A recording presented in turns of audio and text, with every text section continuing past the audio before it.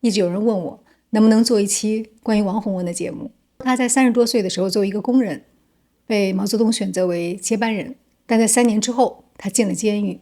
我向全党全军和全国人民认罪，并且被关押致死。除了这张脸，关于他的事实是非常模糊的。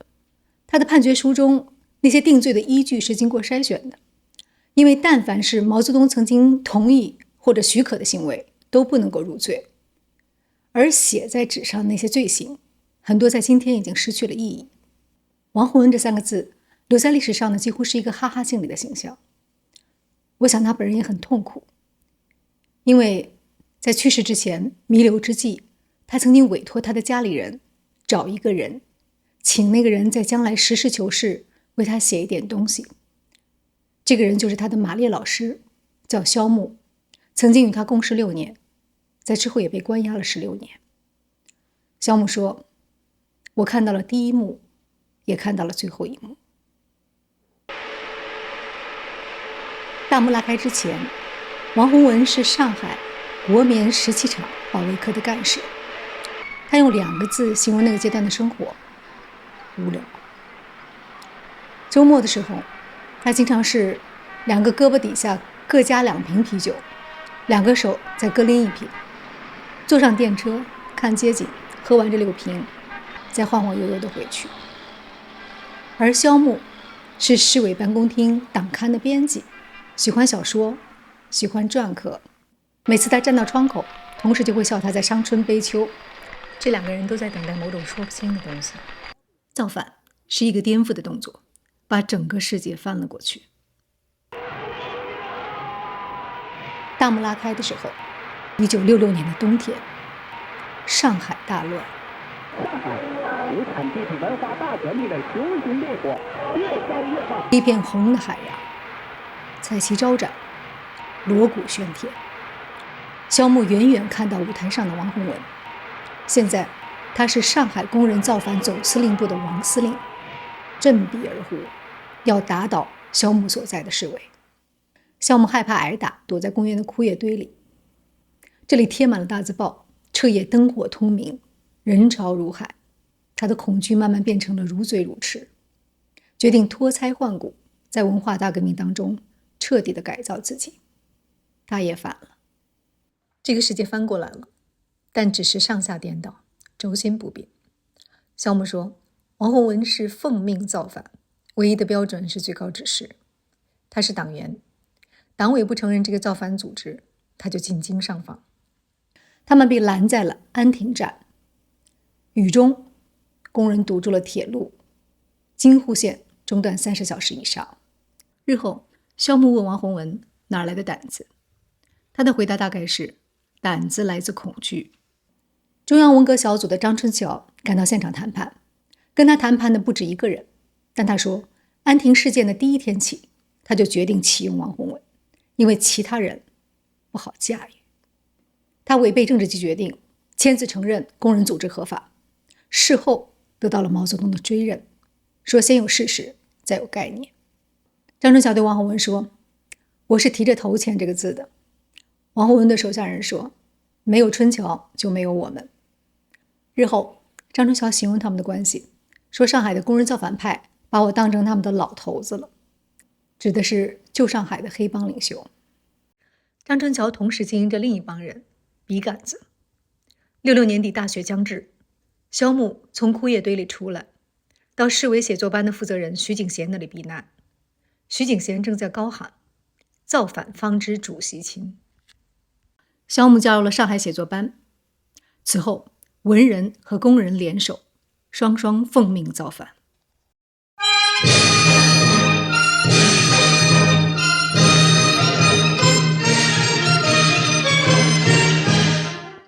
1966年12月26日，毛泽东在生日宴会上提出全面内战，当晚电话就传回到上海。2天之后，王洪文发动了全国第1场武斗。1月6日，张春桥飞回上海，亲自指挥夺权。王洪文在万人大会的中心宣布打倒上海市委。上海1月革命迅速把武斗和夺权推向了全国。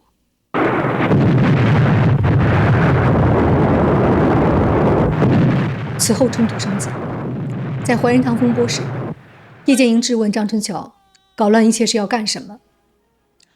毛泽东回应，谁反对中央文革，我就反对谁。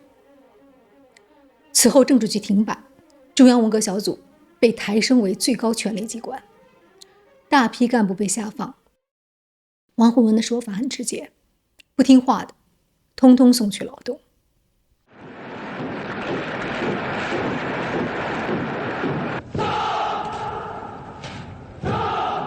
中国党政系统瘫痪，奉毛泽东之命，由军队全面接管。在1967年，中国82%的省市是由军队直管的，但是在上海这样一个全国最大的工业城市当中，是由工人造反派在掌握实权。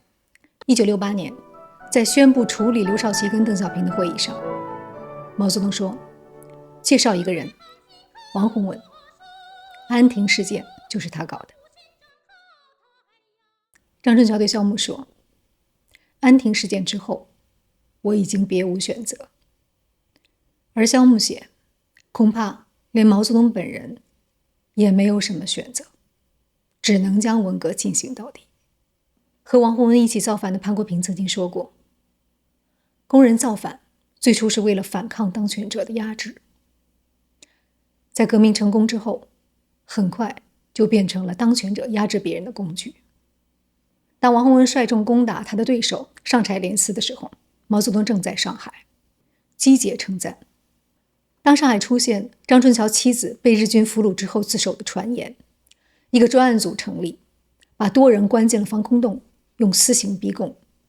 王洪文并不分管这个案件，但是他去审过一次，回来之后告诉徐敬贤，说人被打得很厉害，屁股都打烂了，桌子被叠起来，让人跪在三角铁上，头顶着房顶，膝盖都红肿溃烂了。王洪文私下说，太过分了，但他没有阻止。防空洞里的人向他喊冤，说材料都是被逼出来的，他也没有出手相救。那个跪在三角铁上的人最后逃了出来，但是无处可去，他满头白发，在河边坐了很久。当中午有人发现他的时候，他已经脸朝下倒在河中。造反派打烂公检法，破坏了中国原本已经非常脆弱的法治。日后王洪文自己受到刑讯逼供的时候，也无从申诉。他受到身体虐待、睡眠剥夺、单独囚禁，曾经身心崩溃。他常常在走路的时候像门板一样直直地摔下来，满脸是血。从现有的资料看，王洪文不像是一个心性残忍的人。文革之前，他同情被儿女虐待的邻居老人。在工厂主持批斗的时候，他没有体罚过领导。在他能够控制的案件中，他主张不株连家人。虽然有人认为他是笼络人心的政治考虑，但仍然可以从这些瞬间感受到他的人性。只不过在文革中，人性必须以阶级斗争为纲。王洪文自己贴出的第一张大字报，就是要求把2位同事划为反革命。在这场号称大鸣大放、大字报、大辩论的4大自由运动中，不允许批评当下的制度，更不允许批评领袖。所谓的言论自由，不会给予地富反坏右。造反派执掌上海之后，清理阶级队伍，不到2年时间内揪斗将近17万人。1968年4月，上海处决了一批人，包括北京大学学生林昭。之后，他们通知林昭的母亲，你的女儿已被枪决，要交子弹费5分钱。上海所有的死刑案件都是自行决定的，由常委会集体讨论通过，王洪文、徐敬贤都在其中。这些徐敬贤没有写，他只说了一句，在当时情况下，公安6条规定，直接反对毛主席的要判死刑，肯定错杀了一些人。萧木也没有写，他仅仅写下了那个阶段他在写的文革小说的名字，叫《初春的早晨》。林昭是以反革命罪被抓捕的。反革命这是全世界其他国家的刑法中都没有的罪，也是王洪文日后被定的罪名。中国共产党第9次全国代表大会是在毛主席亲自发动和领导的。1969年4月，毛泽东在中共9大上亲自点名王洪文同志讲话。这个通知来得极为突然，前一天才告知，所以王洪文毫无准备。他向同时开会的徐景贤借了15块钱，在大会堂的小卖部里面买了一条黑色的的确良裤子，用来上台演讲。按照惯例，代表工人阶级发言的应该是劳模，但是王洪文在最后时刻被毛泽东点名。在重大政治会议上，惯例被打破，往往意味着幕后的尖锐冲突。在这次会议上，林彪作为毛泽东同志的亲密战友和接班人列入党章，但此时两人严重分裂。林彪的政治报告是陈伯达起草的，提出以后任务是发展生产。毛泽东连信封都没有拆，就直接退回给陈伯达，要求张纯桥等人重写。萧木作为上海的写作班成员参与了起草，主题是继续革命。而根据王东兴回忆，林彪拒绝看这份报告，到开会的时候他才第一次打开，直接宣读，念得磕磕巴巴。真正的无产阶级的革命，毛主席很坚决的日言，说明了非常大的必要性。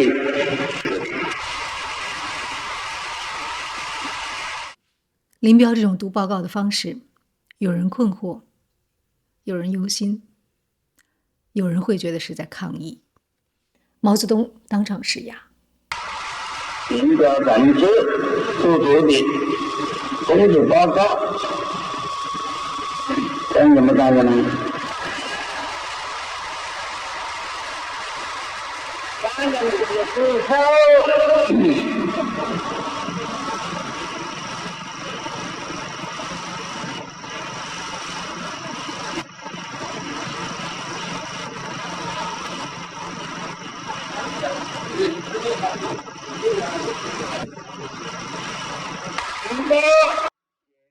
这样的表决几乎是双方的破裂，而王洪文就在这样的裂缝中升了起来。在大会公报中，他和毛泽东、林彪并列。无产阶级文化，马革命胜利万岁！无产阶级战争万岁！不久之后，在苏州谈话，毛泽东对林彪说：“我年纪大了，你身体也不好，以后准备把班交给谁？”刚刚当上接班人的林彪沉默。毛泽东又问：“你看小张怎么样？”关于这次谈话，张春桥对萧木说过5个字：根本谈不拢。4个月之后，庐山会议上，以林彪为首的力量对张春桥发起攻势，而王洪文保护了他的老头子。在当时的条件下，双方互攻的依据只能是谁更忠于毛主席。张春桥反对林彪提出的毛泽东天才论，引起了群情愤慨。华北组讨论的时候，称他为野心家、阴谋家，应该揪出来示众，斗倒、批臭、千刀万剐。王洪文和徐景贤看到这份简报，迅速把它交给还不知情的张春桥。千刀万剐这4个字让张春桥刻骨铭心，此后多次提起。他和江青拿着这份简报去往毛泽东的住处，向他求救。江青带着张桥、姚文元8月25号到毛那块去紧急求见毛啊，张姚都下跪啊，大哭啊，据说把毛的那个裤腿都哭湿了都啊。当天他召开会议，下令停止讨论林彪讲话，收回华北组的6号简报，全党学马列。离开庐山之前，江青找来了王洪文，对他说：“知道吧，对你的希望是很大的。”这句话没有主语，但是在场的人谁都听懂。大海航行靠舵手，万物生长靠太阳。就在庐山会议几天之后，萧穆第一次面对面见到了王洪文，在徐景贤的家里，桌子上摆着3只又红又亮的大闸蟹。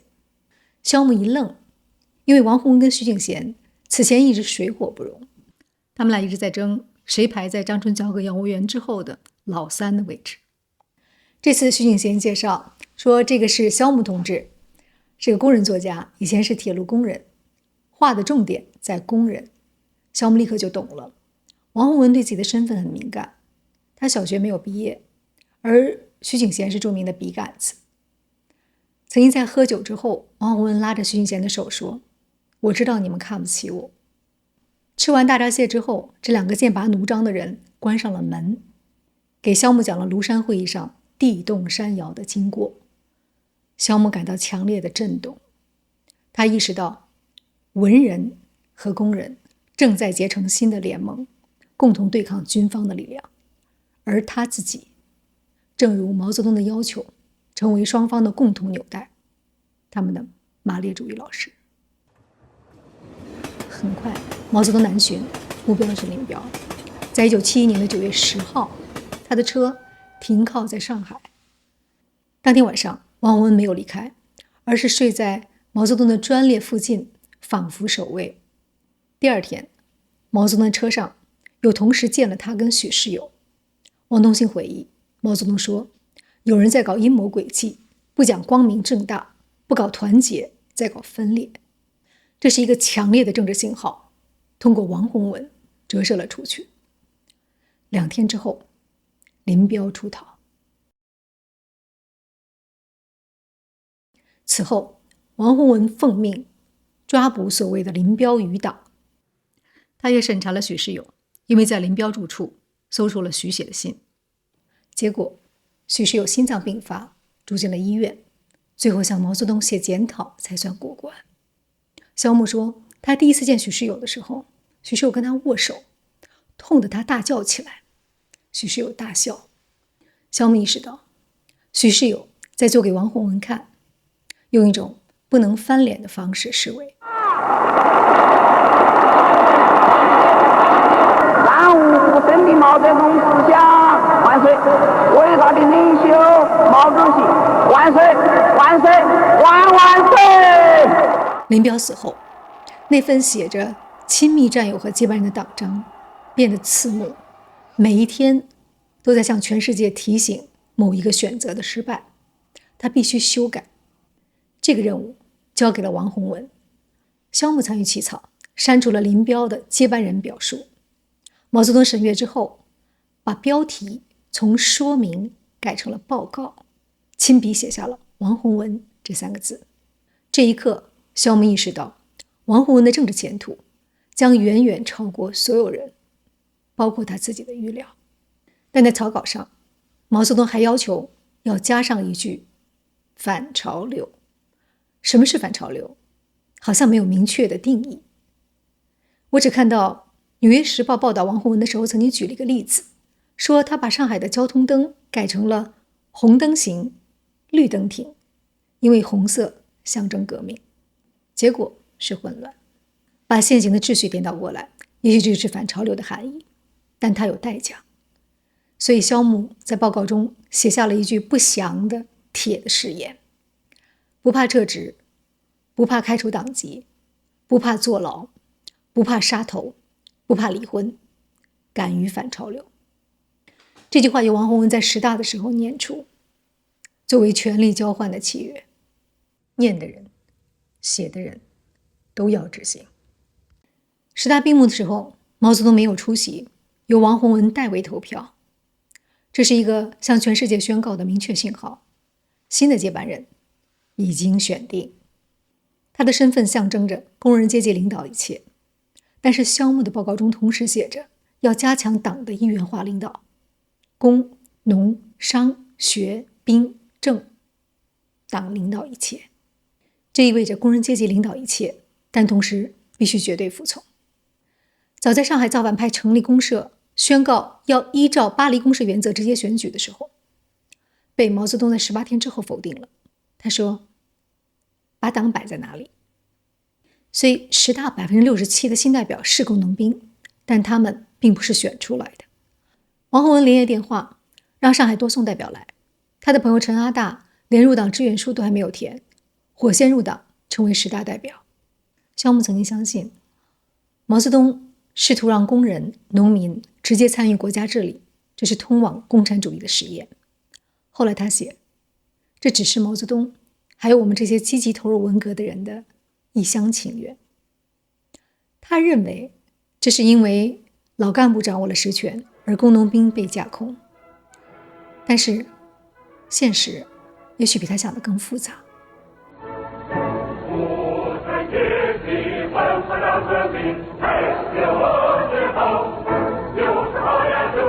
这个文化大革命就是好的宣传片，其实是上海市民在抢购物资。造反一开始，上海经济接近崩溃，工人停产，要求涨工资。钱到手之后，马上抢购，银行几乎被提空，城市一度濒临停产、停电、停运。恐慌中，有一个老太太在阁楼上囤积了很多煤球，楼板倒塌，当场身亡。王洪文说，上海的煤只够3-4天了。为了维持运转，那些被批判的干部被重新拉回岗位，造反派压着他们，让他们在自己看不懂的文件上签字。王洪文的朋友陈阿大负责公交，他自述自己上午睡觉，下午下棋，晚上在办公室踢球，所以白粉墙上全部都是黑球印。连造反派内部也有人想不通，说张春桥为什么会喜欢这样的草包？另一个人回答，因为陈阿大一窍不通，所以什么都不管，不会干扰别人做事。日后陈阿大当选为全国人大常委。1949之后，中国官僚体系达到历史上前所未有的规模。所以在文革之前，减少干部特权，减少贫富差距，这本来是造反的重大的动力。但是当上海公社宣言初稿中写道，公社委员是人民公仆，工资收入不得超过普通工人时，这句话被张春桥删掉了。结果就是像张春桥这样的老干部工资不减，而像王洪文这样的新干部得增加补助。根据徐景贤记录，王洪文住进了有游泳池和网球场的别墅之后，提出把东湖电影院划为自己的私家影院。日后审讯的时候问到特权，王洪文的解释是，他以为国家高级干部都是如此。文革10年，上海工人的平均工资从42元降到了36元。造反派的解释是，宁要社会主义的低工资，不要资本主义的钞票。张春桥在毛泽东授意之下，写了《论对资产阶级的全面专政》，并且试图按照文章中的理念，以实物的分配来代替工资。在上海这个中国第一工业大城市，推行全面供给制。上海反复计算，结论是3个字：不可能。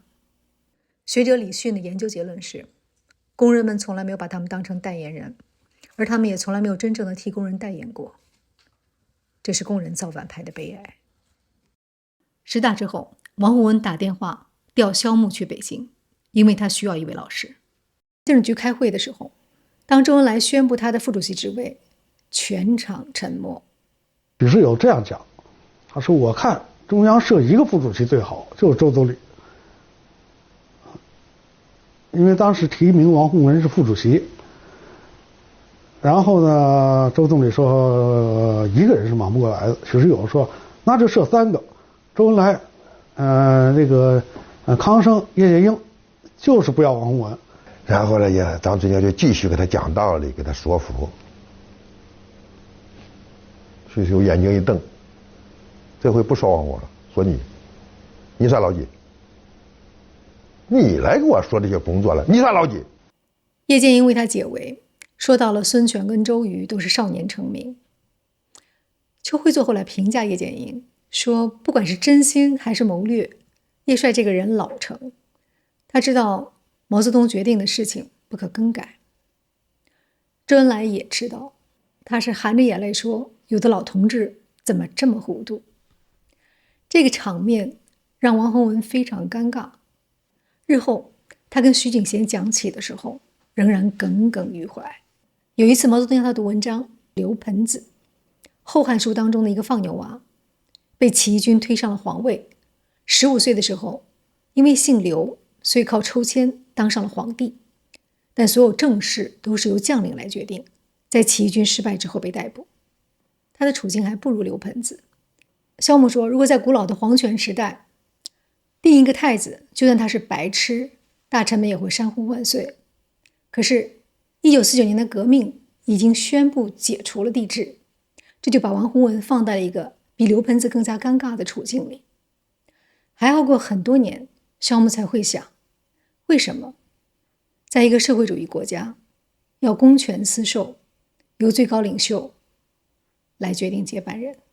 1974年底，8大军区司令员对调的时候，毛泽东让王洪文来主持会议，主持点名。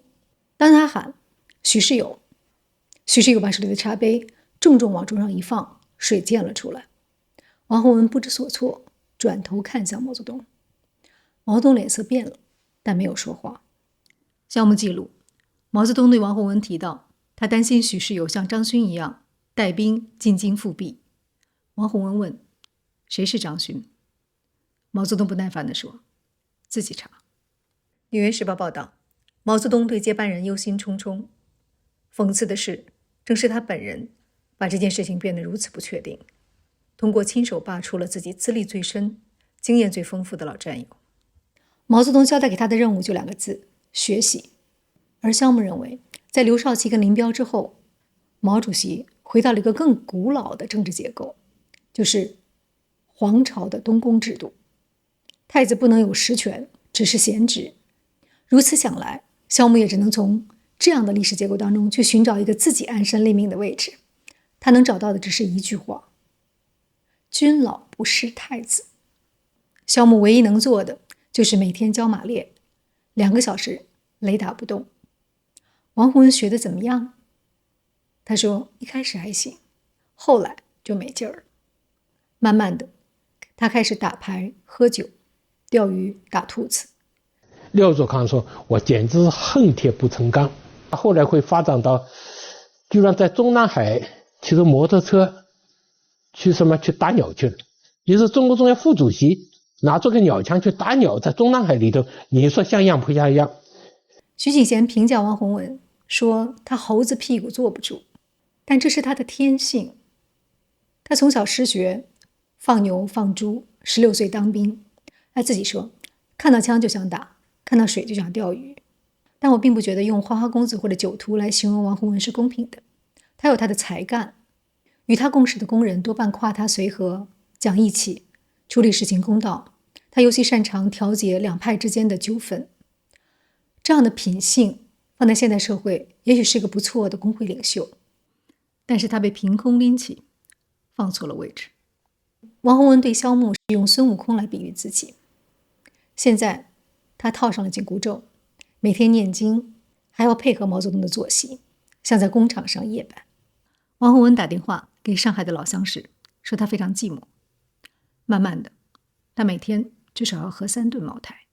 被捕的时候，他的办公桌上摆满了马列著作，很多书甚至没有裁开。多年之后，萧牧仍然深深感到没有尽到责任。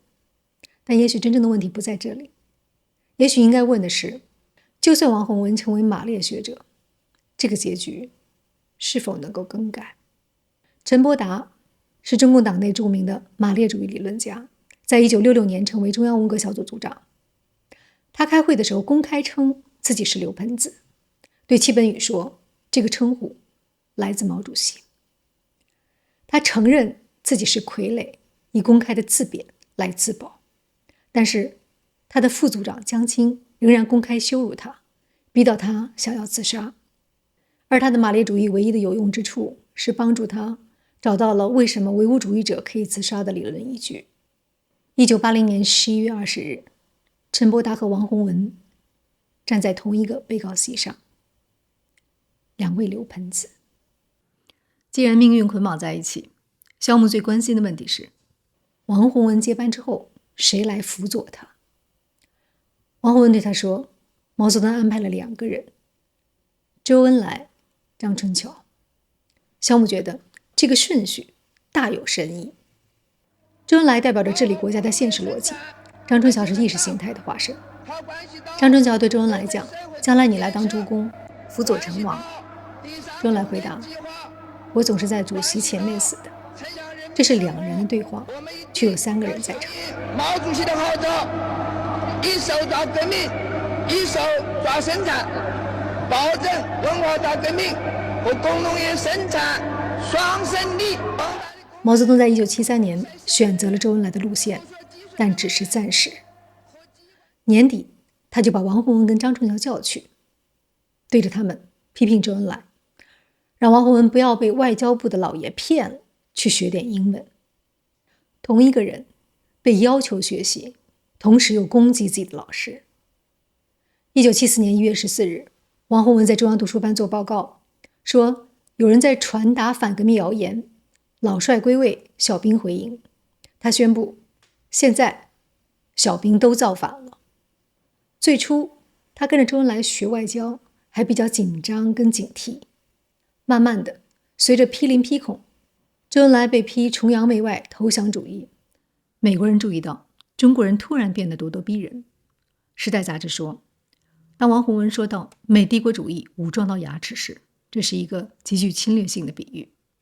外交部准备的材料，王洪文不肯细看了，他只问外宾吃得好吗？被外交部报给了毛泽东。慢慢的，王洪文翘起了2郎腿。大庭广众之下开会，高层都在的时候，他手中也夹着烟。这个姿势在高层政治里可以是一种权力的宣示。不过，王洪文应该没有留意，邓小平将从他的身后崛起。毛泽东密切关注批州的进展，要求王洪文每天送记录。萧木连夜手抄成大字号，呈送给毛。其中有一条记录让他震惊，就是邓小平的发言。最后呢，邓就讲了那一篇话嘛，总理啊，你这个人呐，这个别人呢跟主席呢都是可望而不可及，你呢跟主席呢是可望又可及，只有一步之遥。今后希望你注意这个问题。毛是非常高兴，就等于呢在周邓之间呢打了一个楔子。日后，萧木意识到，也许事情未必如此。1974年4月，邓小平代表中国出访联合国，周恩来安排了最高的规格接待，政治局所有成员到场。王洪文的失落和局促难以掩饰。如果中国有朝一日变了颜色，变成一个超级大国，也在世界上称王称霸，到处欺负人家，侵略人家，剥削人家，那么世界人民就应当给中国戴上一顶社会帝国主义的帽子，就应当揭露他，反对他，并且同中国人民一道打倒他。1个月之后，王洪文最后一次陪毛泽东接见外宾。从此，陪在毛身边的是邓小平。日后，王洪文在他的供述中写：“我想不通，我就是想不通。邓小平是党内第2号走资派，这是他1967年亲手送进政治坟墓的人。”王洪文的情绪很复杂，他对于邓小平的愤怒当中也掺杂着挫败和焦虑。在上海的时候，他曾经拿出一叠很厚的军委干部的任用名单，对徐景贤说：“邓这个人很厉害，一当上总参谋长，很快就把各大系统都搭起来，用他自己的人。”但他又承认，最关键的是我不懂，所以连反对的理由都说不出来。文革派的阵营能够反击邓小平的只有一点，就是王洪文说的，他一点阶级分析都没有。如果专业上没有优势，那就只能够去否定专业本身。王洪文在经济领域反对专家治场，在外交领域反对崇洋媚外，在教育领域推崇交白卷的典型张铁生。他强调要锻炼出一支张铁生式的反潮流干部队伍。反潮流，这是他唯一的，也是最后的武器。1974年10月，他发动了攻击。贵宾们、朋友们、同志们，1974年夏天，周恩来重病住院，王洪文接替他主持政治局的工作，第一次走到了前台。但是9月30号国庆招待会上，身患癌症的周恩来从医院出来，回到了舞台中心。我们要继续批民批孔，坚持无产阶级专政下的继续革命。批林批孔实际上是在批周公，也就是说周恩来念的稿子是在批判自己。在座的人都知道这一点，因为这是过去整整1年的主题。大家不要认为社会主义已经没有儒了，现在我们党内就出现了不少儒。周恩来的政治命运会怎么样？没有人知道，包括他自己。我代表伟大领袖毛主席，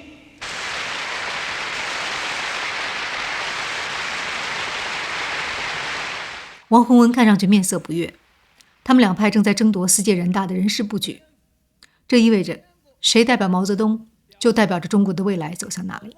我们的朋友遍天下。张春桥面无表情，他听了周恩来的祝酒词，被掌声打断了10几次。很多年轻人站了起来，连文革的受益者副总理陈永贵鼓掌的时候都把手举过了头顶。日后张春桥讽刺他，陈永贵当面回击：“你有什么权威？”之前，包括外媒在内，很多人认为周恩来会像刘少奇一样被打倒，但掌声好像在说这件事情没有那么容易。现在，请大家为中国各族人民大团结，为世界各国人民大团结干杯！4天之后，毛泽东做出了反应。在10月4号，他让人打电话给王洪文，任命邓小平为国务院的第1副总理。毛的如意算盘呢，是最开始是想用邓来制衡周，非常快的周邓2个人呢就成为一个盟友了。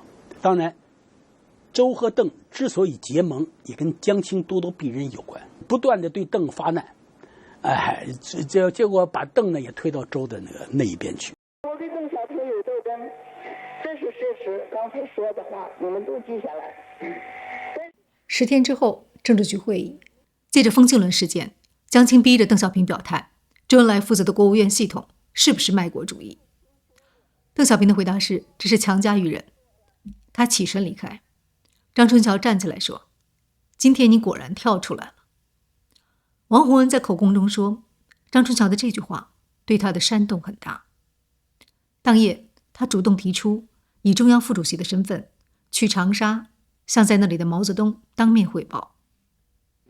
你在长沙是不是向毛泽东主席说过，总理现在虽然有病，住在医院，但是还忙着找人谈话？几乎每天都有人到总理那去，经常去总理那有小平、建英献念，讲过这个话没有？讲过。1970年庐山会议上，王洪文曾经提供关键信息，成为毛泽东打击林彪联盟的依据。在长沙见面的时候，他又对毛泽东说：“现在的北京大有庐山会议的气氛，我是冒着生命危险来的。”这是指历史在重演，而他又是那个当年发出过重要警报的角色。但是毛泽东的反应让他困惑。当他说到邓小平否定文革的时候，毛的态度是不感兴趣。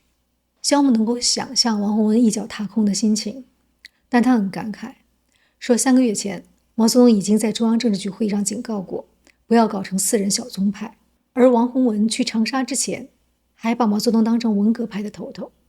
毛泽东看了他的信，一定啼笑皆非。毛泽东对王洪文说：“这么搞不好，有话当面说。”王洪文向他提出了自己建议的4届人大的人事布局方案，包括江青和张春桥等人的职务，而且当面提出让萧木去给毛泽东当秘书。毛没有答话，事后对他人说：“王洪文不懂事，干预我的内政。”这次长沙之行的结果是权力的彻底转移。毛泽东把人事权力交还给了周恩来，并且给予邓小平主掌党政军的大权，而且当着王洪文的面对周说了一个英文单词，说邓小平的 politics 比他强。仿佛认为羞辱还不够，他在纸上写了一个字：强。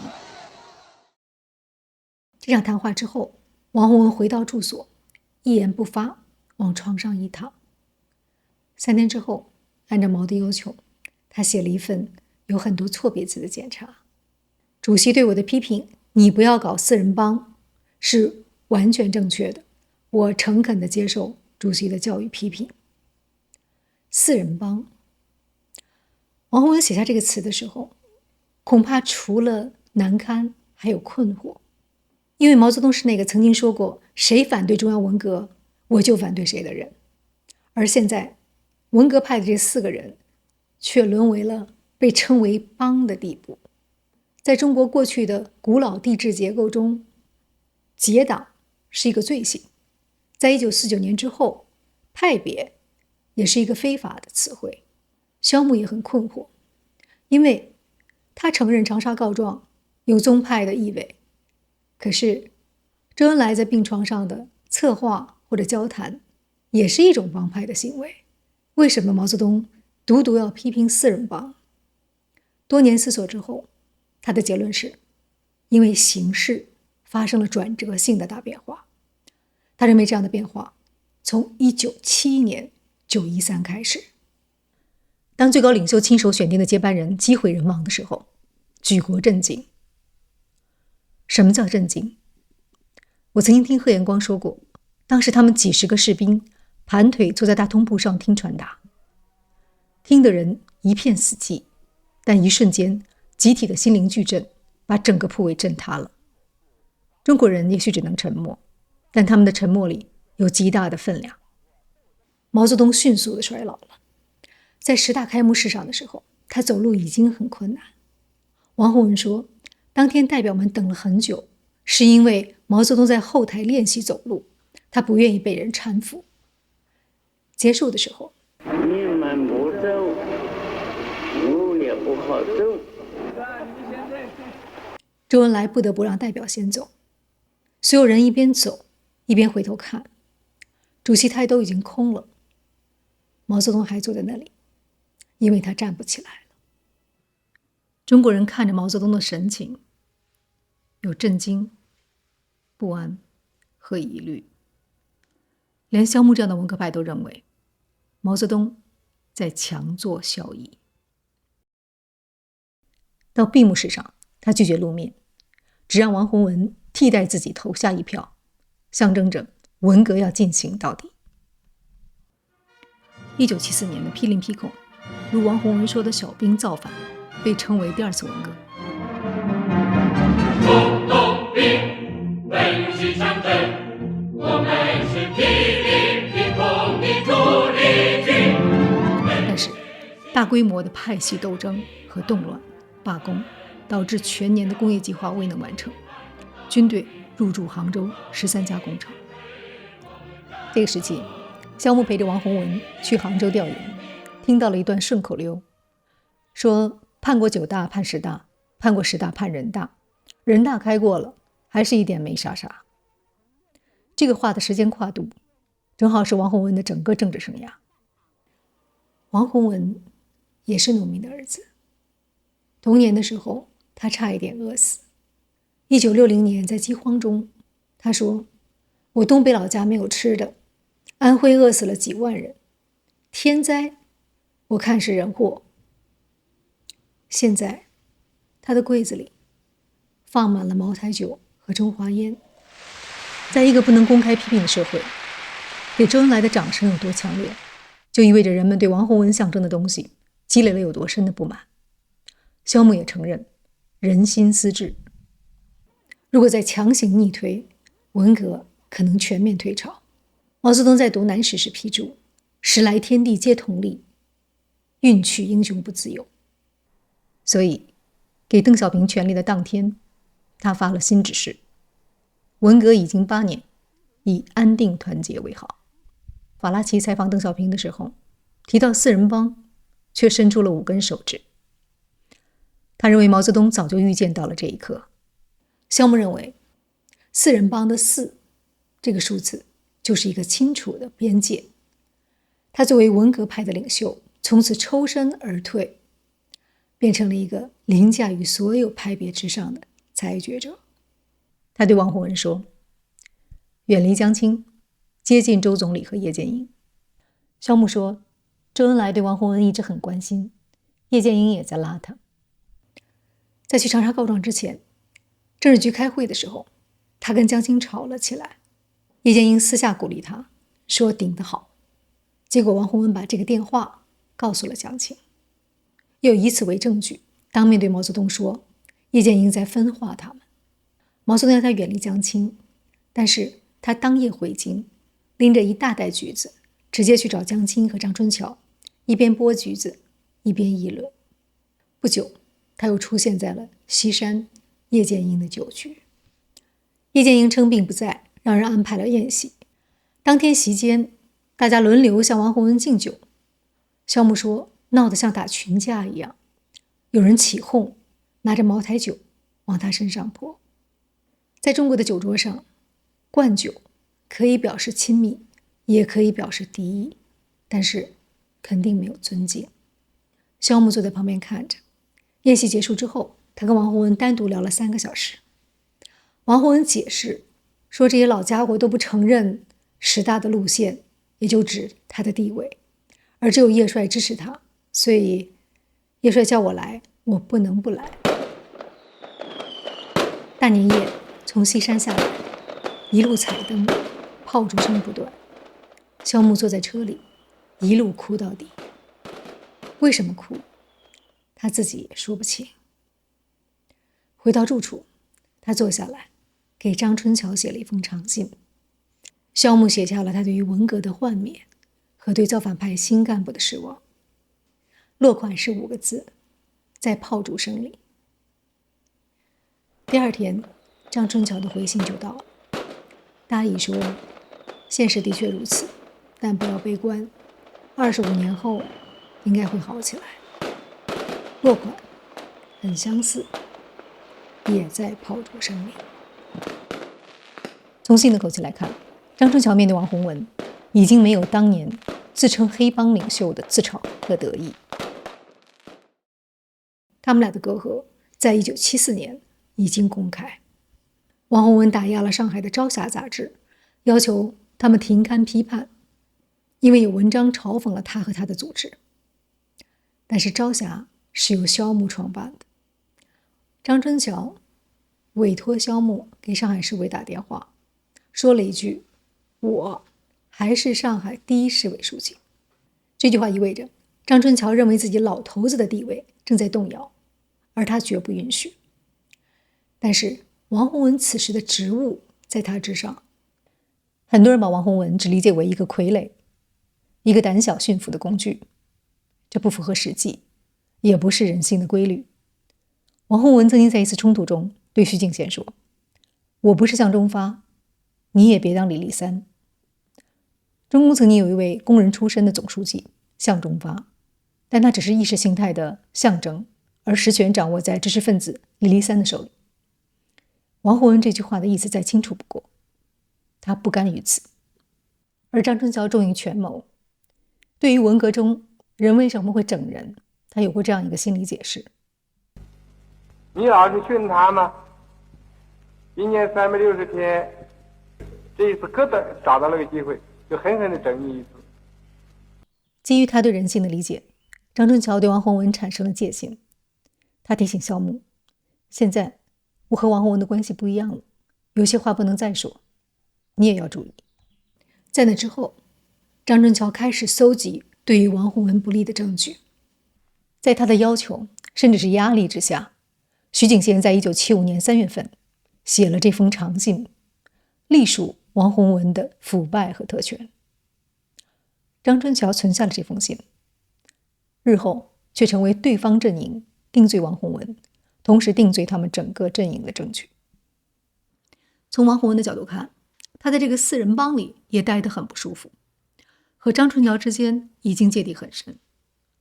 萧木没有记录过任何王洪文和姚文元的交集，他只说，即使张春桥跟姚文元待在同一个房间里时，也是一个人自己玩牌，另外一个人自己玩棋，各玩各的游戏。至于江青，他在显示对于王洪文的支配，甚至当着外宾的面，在王洪文敬酒的时候用手戳他的肋骨。没有任何证据证明他们俩有亲昵的关系，但这种动作引起了外宾，包括外媒对他们关系的猜忌。在政治上，这是极为凶险之举。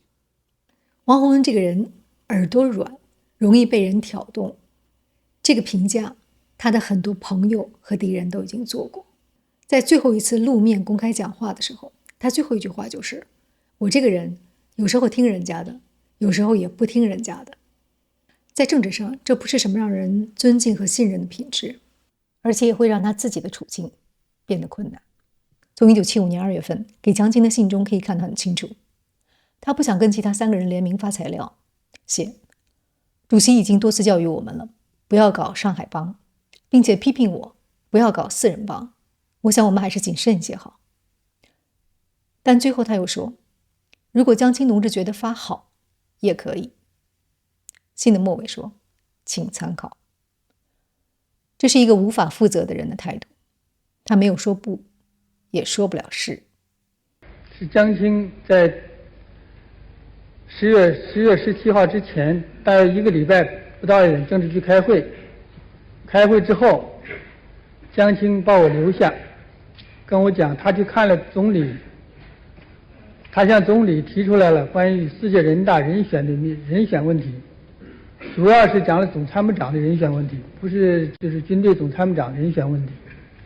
总理不表态支持他，总理对世界人大人选心里是就是好像有一本账了，比较清楚的，但没有跟他讲。他并且向我声明，你是主持中央工作的副主席，我向你声明，我保留我的提名观点。你向毛主席讲的这个话，从江青那来的是吧？并且还讲，总理经常找人谈话，谈得很晚。从庭审记录看，江青在现场嘲弄他，打断他的供述，而王洪文一直回避江青的眼神。长沙告状最终被认定只是政治活动，不涉及犯罪，没有写入判决书。但这一段流传一世的证词，意味着王洪文要同时承受2个阵营的道德压力。被逮捕之后，王洪文的认罪很主动，唯有谈到周恩来的时候，他内心不安，羞于承认，想要掩饰，又不得不面对。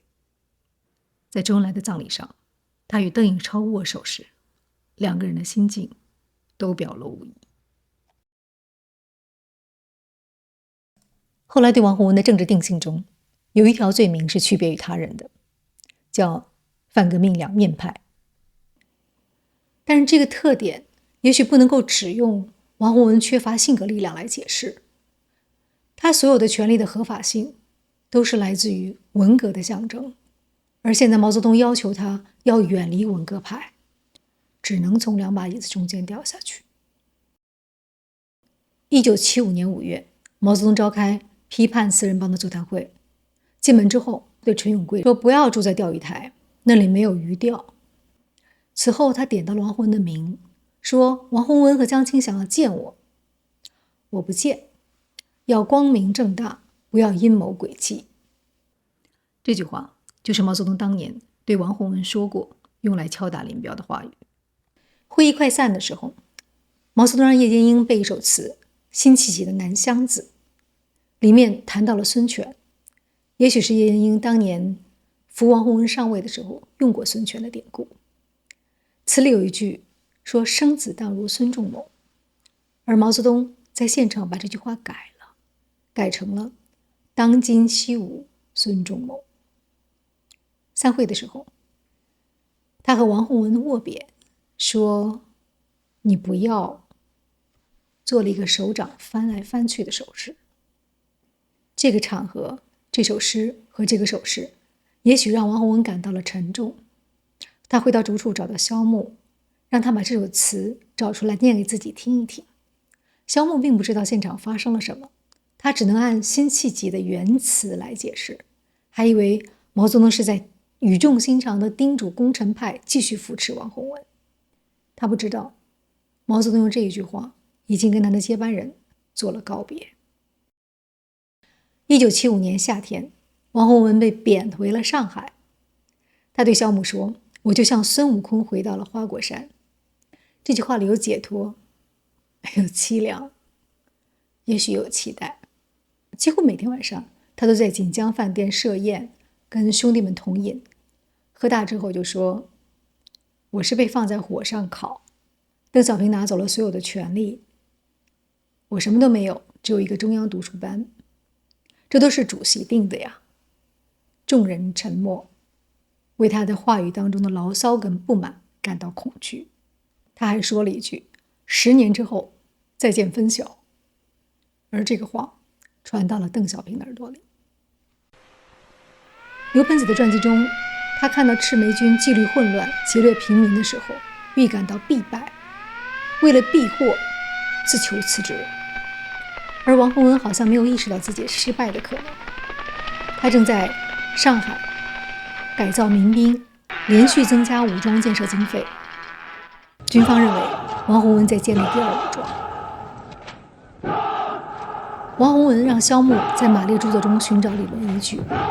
萧牧认为毛泽东已经想要结束文革，他老了，疲倦了，希望邓小平能够给一个文革3期开的结论。但邓小平拒绝了，他说：“我是桃园中人，不知有汉，无论魏晋。”此后，反右倾翻案风，批邓开始。王洪文迅速返回北京，投入战斗。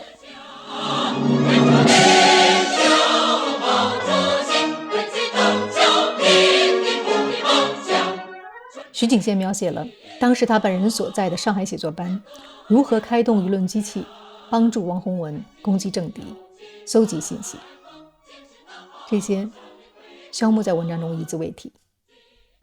他的同事朱永嘉晚年的时候回看当年对邓小平人身侮辱的文章时，有一些羞赧。他说：“这不是知识分子的光彩，但在那个年代，没有知识分子的独立位置。”1976年1月，毛泽东取消了邓小平主持中央日常工作的权利。今天，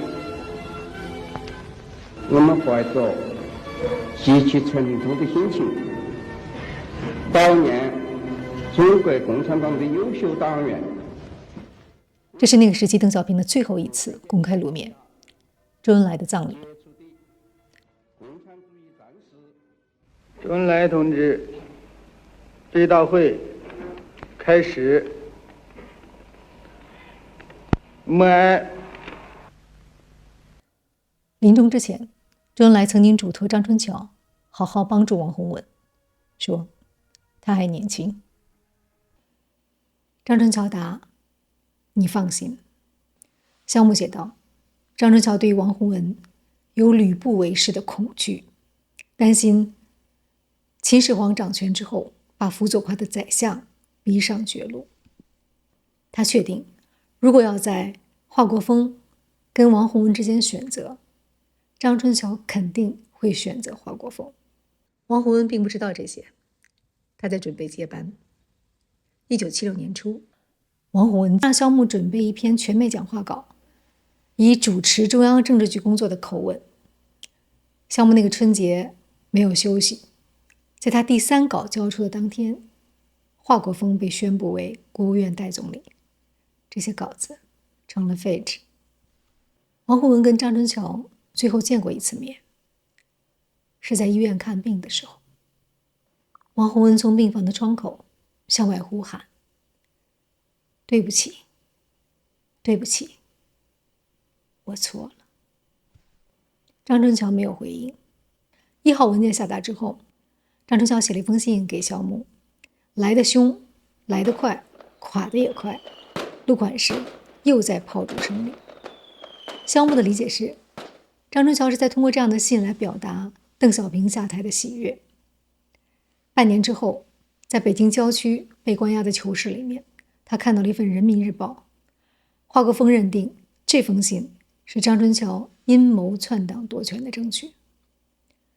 萧木看了之后，先是哈哈大笑，然后仰天长叹，在心里大声说：“政治是多么可怕！”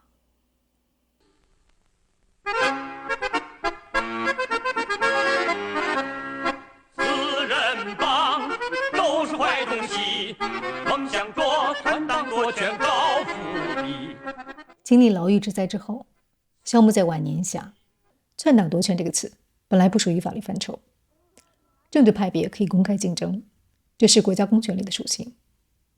只有当他没有这样的制度可能时，才会出现萧木所写的周恩来和张春桥用叛徒这样的罪名来相互博弈，裁决者是最高权力，而他的标准并不清晰。毛泽东的态度让周恩来在1975年推进手术室之前，出于恐惧而大喊：“我不是投降派”，也让同一年张春桥跟妻子离婚，时时有砍头的恐惧。政治是一把悬在所有人头上的刀，而刀柄握在一个人手里。这种权威来自于每一个人对他的赋予。周恩来没有像彭德怀一样出言批评，没有像刘少奇一样拿宪法对抗，没有像林彪一样出逃，但他的死却成为结束的开始。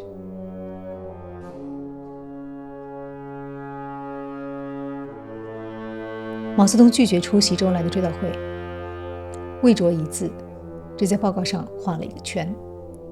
此后，对周恩来的悼念受到了压制。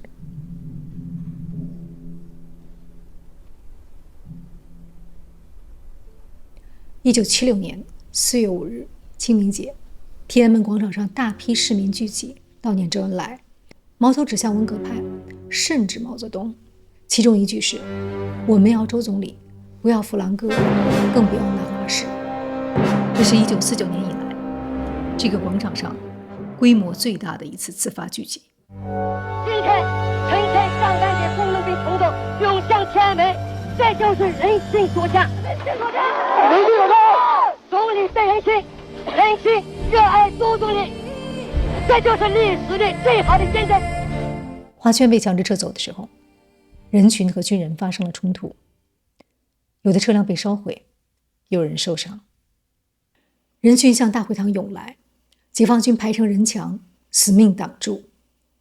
此时，王洪文和张春桥就坐在大会堂里，透过长窗看着人海。事后，张春桥对萧木说过一句他当时的恐惧：假如部队这个时候把枪口都调过来，那可怎么办？4月7日，毛泽东听取汇报之后，写了几个字：1. 首都；2. 天安门；3. 烧打性质变了。这句话意味着运动被定性为反革命事件。1966年，在这个广场上，他召集了100万红卫兵，王洪文就在这里。1976年，王洪文按照毛泽东指示，下达清场指令，上万名手持木棒的民兵入场。10年前，他在这里造反；10年后，他在这里镇压。王洪文没有得到酬劳。2天之后，华国锋被毛泽东指定为接班人，中央第一副主席。第一这个词针对王洪文。王洪文好像没有意识到毛泽东对他的态度，因为7月份，他又要求萧木给他起草一份全面的讲话提纲和一封给毛主席的信。信中说：“我看国内问题还是要批的，解决方案是把部门的主要领导干部都换掉。他没有收到任何回复。2个月之后，毛泽东去世。中国大地上，无论多少标语和口号，都没有能使领袖永生。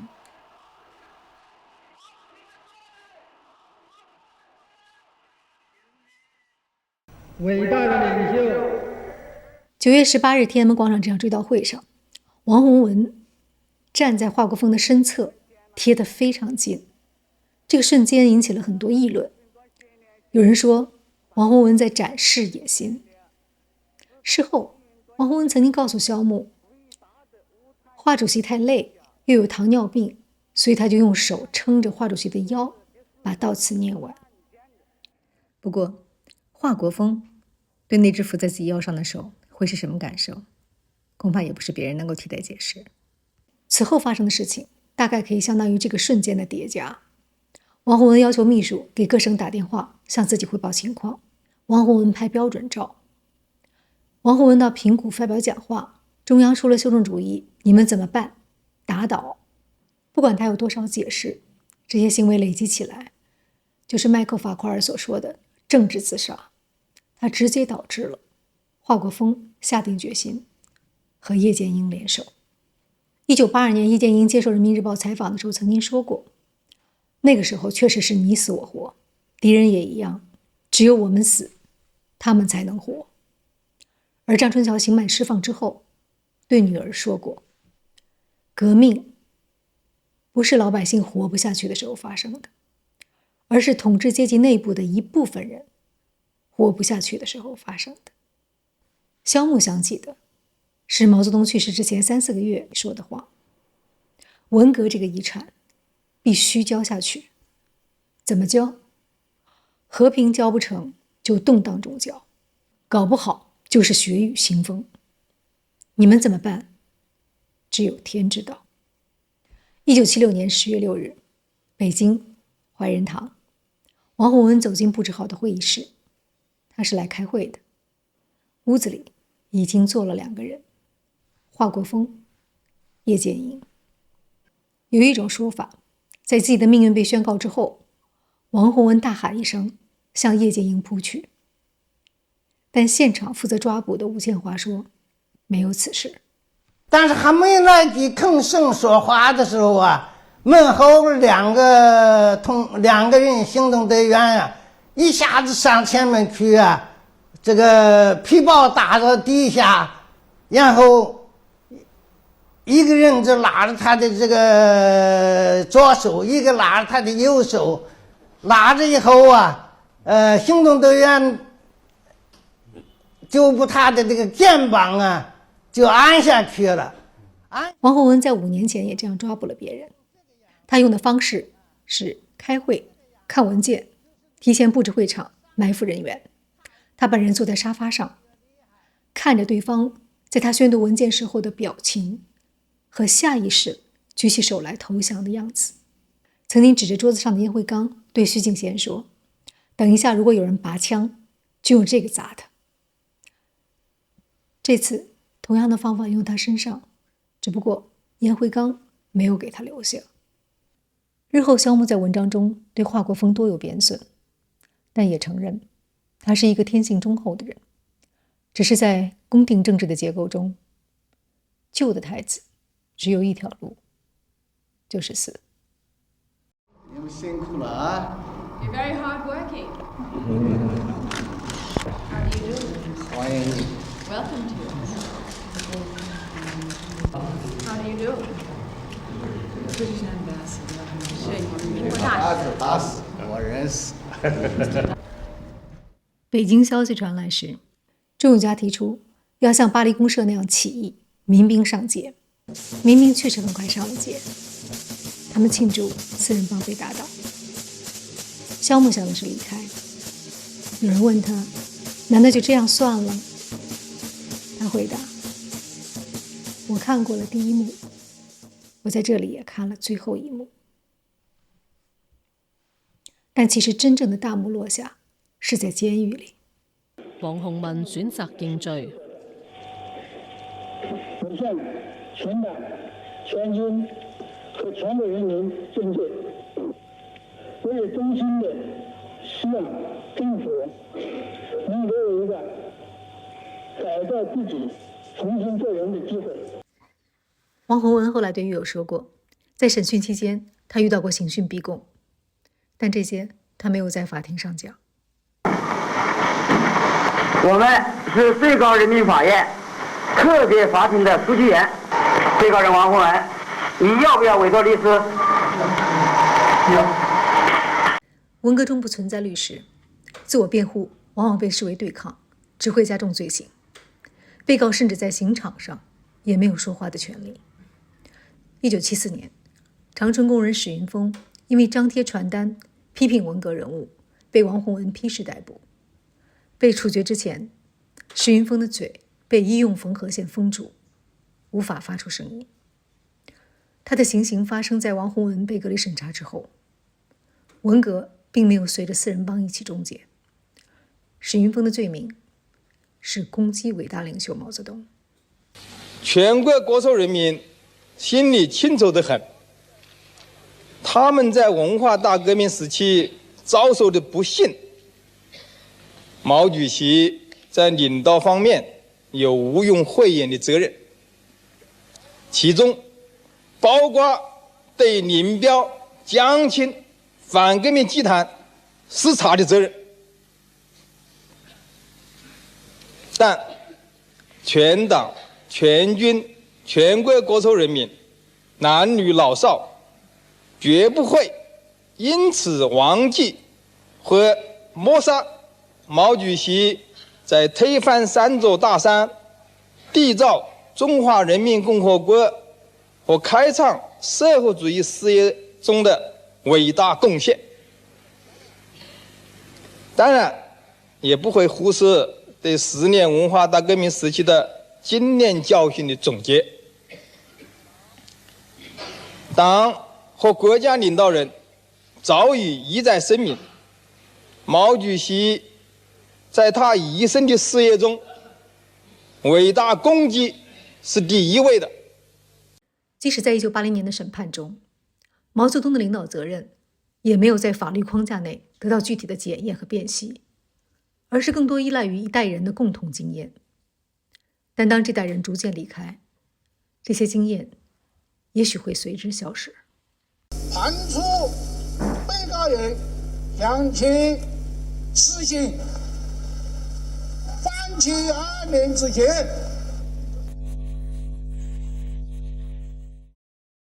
邓小平在沉寂15个月之后，在工地看足球比赛的时候复出。这一次，他抽着烟。此时，华国锋主席把口号从把文革进行到底，变成了把揭批四人帮的斗争进行到底。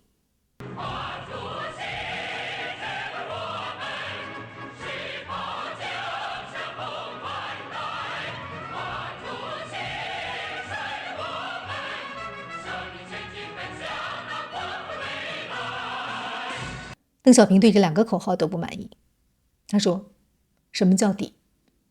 永远没有彻底的事，运动不能总这么搞下去吧。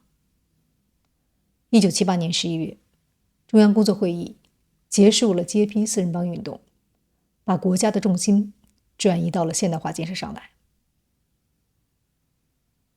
审讯王洪文时，华国锋已经失去了实际权力。肖木写，这是毛泽东第4次，也是最后一次对接班人的安排宣告失败。到此为止，文革这场历史剧终于降下大幕。王洪文被单独囚禁了很长时间。1981年，赵紫阳上台之后，改善了待遇，允许他跟人交流。很多年之后，王洪文在秦城监狱见到了林彪的旧部，他对吴法宪说：“我过去整过一些你的材料，有很多不实之词，对不起。”吴法宪看着他说：“我们打长春的时候，你还是个孩子，一下子当了接班人，你应该想一想，这个台你坐得住吗？”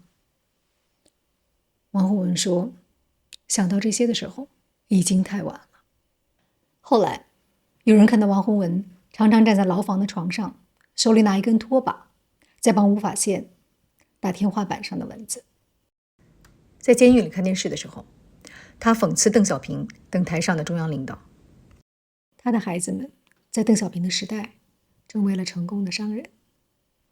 萧木被关押了16年，在监狱里，他挖泥捡来一些断掉的毛笔和竹片，为母亲塑了一尊像，另外还塑了几张脸：马克思、恩格斯、列宁、斯大林、毛泽东。他用垃圾堆里的污泥为这些面孔留下最后的形状。58岁时，王洪文因为肝癌去世，没有公开悼念。弥留之际，他托家人带话给萧木，替他实事求是写一点什么，这是他最后的寄托和话语。萧木今年93岁了，他还没有单独写过王洪文，只是在写别人的时候偶尔提到几笔。萧木写道，在一个集权体制里，造反派的任务是消灭走资派，然后消灭自己。